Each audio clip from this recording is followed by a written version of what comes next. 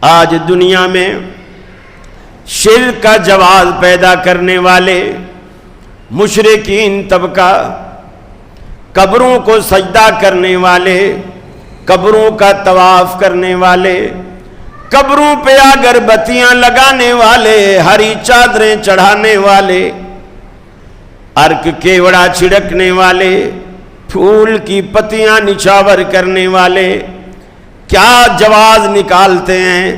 میاں قرآن نے جس جگہ بھی شرک سے منع کیا ہے وہ پتھر کے بنے ہوئے بت ہیں۔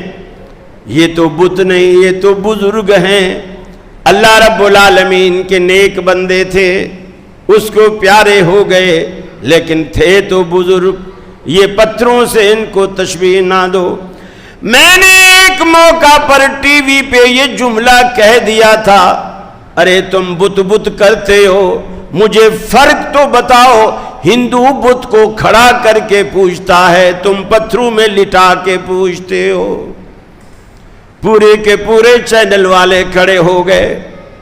اس نے ہزاروں لوگوں کا دل دکھایا، اس سے معافی منگواؤ۔ ارے یہ عمل کرتے ہوئے تمہیں دکھ نہیں لگتا، تمہیں ڈر نہیں آتا اللہ رب العالمین سے؟ اللہ رب العالمین سنتا بھی ہے، دیکھتا بھی ہے۔